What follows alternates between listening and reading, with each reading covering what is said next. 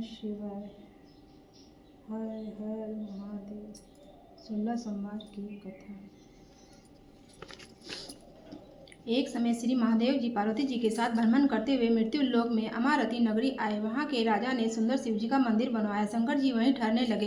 एक दिन पार्वती जी से बोली, नाथ आओ चौरस खेले। खेल प्रारंभ हुआ। उसी समय पुजारी जी पूजा करने आए। पार्वती ने पूछा, पुजारी जी बताइए जीत किसकी होगी? वे बोले, शंकर जी की होगी। और अंत में पार्वती जी की हुई।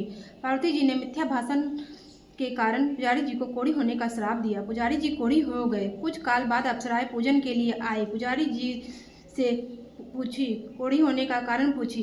पुजारी जी ने सब बतला दिया। अप्सराएं बोली, पुजारी जी तुम 16 सोमवार का व्रत करो, महादेव जी तुम्हारा कष्ट दूर करेंगे। पुजारी जी ने उस्ताक्षता से व्रत की विधि पूजी। अप्सराएं बोली, सोमवार को व्रत करे, संध्या उपरांत आधा सिर गेहूं के आटे की 3 अंगा का प्रसाद बनाए और घी गुड़ निवेद बिल्वपत्र से पूजन करे। बाद में 1 अंग अर्पण कर शेष 2 अंग प्रसादी सहित वितरित कर दे। इस विधि से 16 सोमवार कर 17वें सोमवार को पाव से गेहूं के आटे की बाटी का चूरमा बनाकर भोग लगाकर बांट दे। फिर सकुशल प्रसाद ग्रहण करे। ऐसा करने से शिव जी तुम्हारे मनोरथ को पूर्ण करेंगे। यह कहकर अप्सराएं स्वर्ग को चली गई। पुजारी जी भी यथाविधि व्रत कर रोग मुक्त हुए और पूजन करने लगे। कुछ दिन बाद शंकर जी पार्वती जी पुनः आए। पुजारी जी को सकुशल देख पार्वती जी ने रोग मुक्ति का कारण पूछा। पुजारी जी ने कथा अनुसार पार्वती जी ने व्रत किया। फल स्वरूप अप्रसन्न कार्तिकेय जी माता जी के आज्ञाकारी हुए। कार्तिकेय जी ने भी पार्वती जी से पूछा कि क्या कारण है कि मेरा मन आपके चरणों में लगा है। पार्वती जी ने भी यही व्रत बतलाया। कार्तिकेय जी ने भी यही व्रत किया। फल स्वरूप बिछड़ा हुआ मित्र मिला। उसने भी कारण पूछा। बताने पर विवाह की इच्छा से यथाविधि व्रत किया। फलतः वह विदेश गया। वहां राजा की कन्या का स्वयंवर था। राजा का प्रण था कि हथनी जिसे माला पहनाएगी अपनी पुत्री का विवाह उसी के साथ करवाऊंगा। यह ब्राह्मण भी स्वयंवर देखने की इच्छा से एक और जा बैठा। हथनी ने माला उसी पंडित को पहनाई और धूमधाम से विवाह हुआ। तब पश्चाताप दोनों सुख से रहने लगे। एक दिन राजकन्या ने पूछा, नाथ आपने कौन सा पुण्य किया था जिससे राजकुमारों को छोड़कर हथनी ने आपका वरण किया? ब्राह्मण ने 16 सोमवार का व्रत सविधि बतलाया। राजकन्या ने सब पुत्र प्राप्ति के लिए व्रत किया और सब गुण संपन्न पुत्र प्राप्त किया। और बड़ा होने पर पुत्र ने माता जी से पूछा, किस पुण्य से मेरी प्राप्ति हुई है? राजकन्या ने सविधि 16 सोमवार का व्रत बताया। पुत्र राज की कामना के लिए व्रत करने लगा। उसी समय राजा के दूतों ने आकर उसको राजकन्या के लिए वरण किया। आनंद से विवाह संपन्न हुआ। राजा के देवलोक होने पर ब्राह्मण कुमार को गिद्दी मिली। फिर भी वह इस व्रत को करता रहा। एक दिन उसने अपनी पत्नी से पूजन सामग्री शिवालय में ले जाने को कहा, परंतु उसने दासियों के द्वारा भिजवा दी।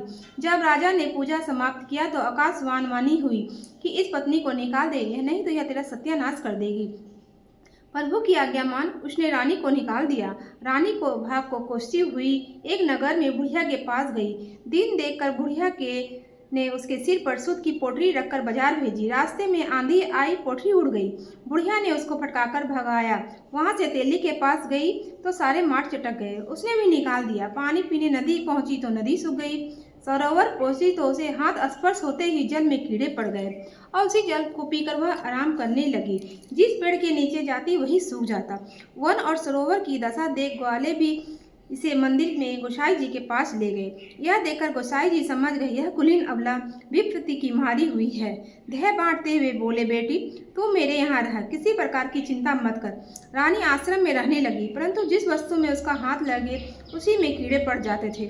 दुखी हो गोसाई जी ने पूछा, बेटी किस देव की आराधना से यह तेरी दशा हुई है? रानी ने कहा, मैंने अपनी पति का आज्ञा का उल्लंघन किया था और महादेव जी का पूजन को नहीं गई। गोसाई जी ने शंकर जी से प्रार्थना की। गोसाई जी बोले, बेटी तुम 16 सोमवार का व्रत करो। रानी ने सविधि व्रत पूर्ण किया। व्रत के प्रभाव से राजा और को रानी की याद आई। दूतों को उनकी खोज करने के लिए भेजा। आश्रम में रानी को देखकर दूतों ने आकर राजा को रानी का पता बतलाया। राजा ने जाकर गोसाई जी से कहा, महाराज यह मेरी पत्नी है। शिव जी के रुष्ट होने पर मैंने इसका परित्याग किया। अब शिव जी की कृपा से इसे लेने आया हूँ। कृपा कर इसे जाने की आज्ञा दे। गोसाई जी ने आज्ञा दे दी। राजा रानी नगर में आए। नगरवासियों ने नगर सजाया। बाजे बजने लगे। मंगल योचन हुआ। शिव जी की कृपा से प्रतिवर्ष 16 सोमवार का व्रत कर रानी के के साथ आनंद के साथ रहने लगे और अंत में शिवलोक को प्राप्त हुए। इसी प्रकार जो मनुष्य भक्ति सहित और सविधि पूर्वक 16 सोमवार का व्रत करता है और कथा सुनता है, उसकी समस्त मनोकामना पूर्ण होती है और अंत में शिवलोक को प्राप्त होता है। अर्थ 16 सोमवार और व्रत और कथा। एक साहूकार बहुत ही धनवान था। उसको धन आदि में किसी प्रकार की कोई कमी नहीं थी, परंतु पुत्र न होने के कारण वह अत्यंत दुखी था। वह इसी चिंता में दिन रात रहता था और पूजन किया करता था। सायंकाल को शिव जी के मंदिर में दीपक जलाया करता था।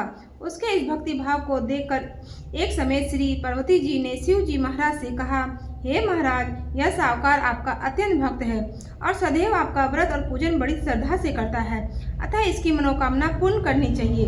शिव जी ने कहा, हे पार्वती जी, यह संसार कर्म क्षेत्र है। जैसे किसान खेत जैसा बीज बोता है वैसा ही फल काटता है, उसी तरह इस संसार में जो जैसा कर्म करता है वैसा ही फल भोगता है। पार्वती जी ने अत्यंत आग्रह से कहा, महाराज, जब यह आपका ऐसा भक्त है और यदि इसको किसी प्रकार का कोई दुख नहीं है तो इसका दुख अवश्य करना चाहिए, क्योंकि आप तो सदैव अपने भक्तों पर दया करते हैं, उनको दुखों को दूर करते हैं। यदि आप ऐसा नहीं करेंगे तो मनुष्य क्यों आपकी सेवा व्रत पूजन करेंगे। पार्वती जी का ऐसा आग्रह देख शिव जी महाराज प्रसन्न होकर कहने लगे, हे पार्वती, इसका कोई पुत्र नहीं है और इसी पुत्र चिंता में अति दुखी रहता है। इसके भाग में पुत्र न होने पर भी मैं इसको पुत्र की प्राप्ति का वर देता भी हूँ, परंतु वह केवल 12 वर्ष तक ही जीवित रहेगा। इसके पश्चात वह मृत्यु को प्राप्त होगा, इससे इसके अधिक मैं कुछ नहीं कर सकता। यह सब बात साहूकार सुन रहा था। इससे उसको ना ही प्रशंसा हुई और ना ही दुख हुआ। वह पूर्ववत वैसे ही शिव महाराज का पूजन और सोमवार का व्रत और पूजन करता रहा। कुछ काल व्यतीत हो जाने पर साहूकार की स्त्री गर्भवती हुई। 10वें महीने से उसके गर्भ से एक सुंदर पुत्र की प्राप्ति हुई। साहूकार के घर में बहुत सी खुशी मनाई गई, परंतु साहूकार ने उसकी केवल 12 वर्ष की आयु जान कर कोई प्रशंसा प्रकट नहीं की और न ही किसी को भेद बतलाया। वह 11 साल का हो गया तब बालक की माता ने उसके पिता से कहा, विवाह के लिए कहा, परंतु साहूकार कहने लगा, अभी इसका विवाह नहीं करूंगा, काशी जी पढ़ने भेजूंगा।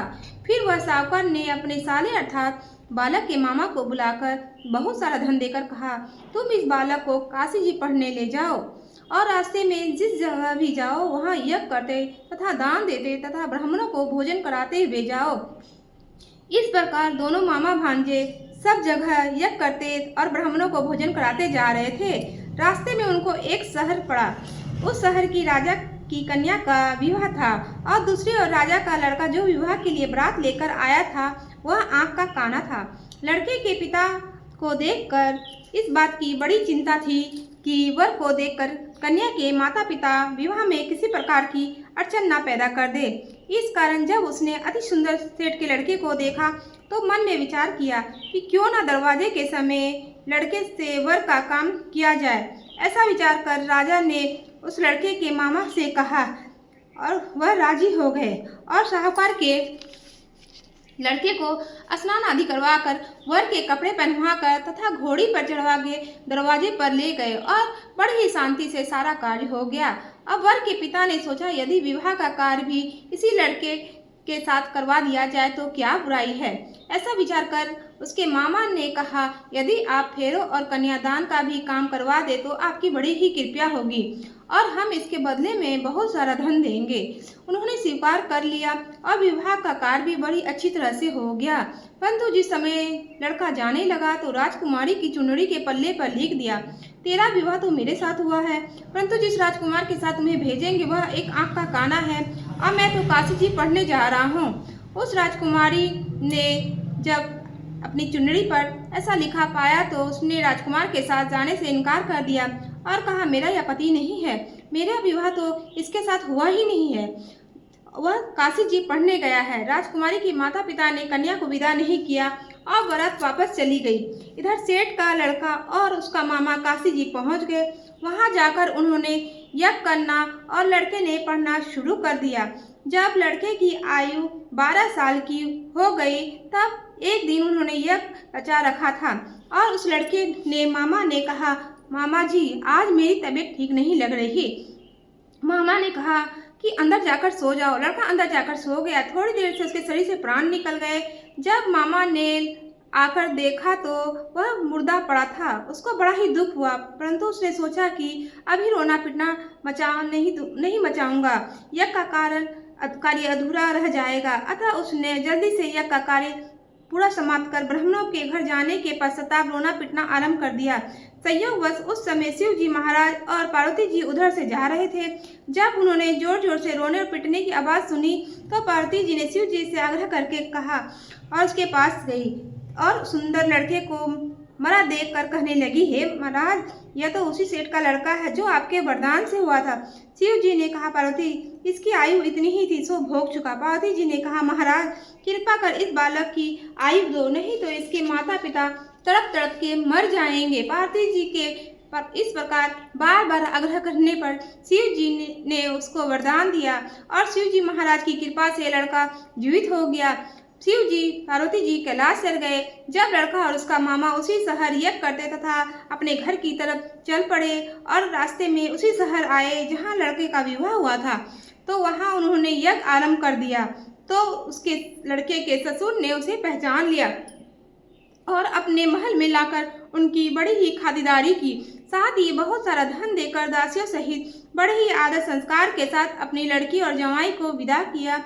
यह सब अपने शहर के निकट आए तो उसके मामा ने कहा कि मैं पहले तुम्हारे घर जाकर खबर कर आता हूँ। उस समय उसके माता पिता घर की छत पर बैठे हुए थे और उन्होंने यह प्रण रखा था कि यदि हमारा पुत्र सकुशल घर आया तो हम राजी खुशी नीचे आ जाएंगे, नहीं तो छत से गिरकर अपने प्राण त्याग देंगे। इतने में ही उसके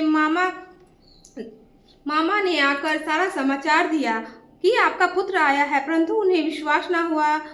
तब उनसे कहा, मामा ने शपथ पूर्वक कहा कि आपका पुत्र अपनी स्त्री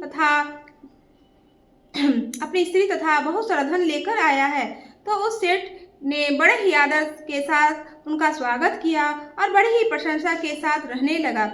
इसी प्रकार जो भी कोई सोमवार का व्रत धारण करता है अथवा कथा सुनता है और इस कथा को पढ़ता है और सुनता है, उसके सभी दूर होकर समस्त मनोकामनाएं पूर्ण होती है। इस लोक में नाना प्रकार के सुख भोग कर अंत में सदाशिव लोक की प्राप्ति होती है। बोलो हर महादेव।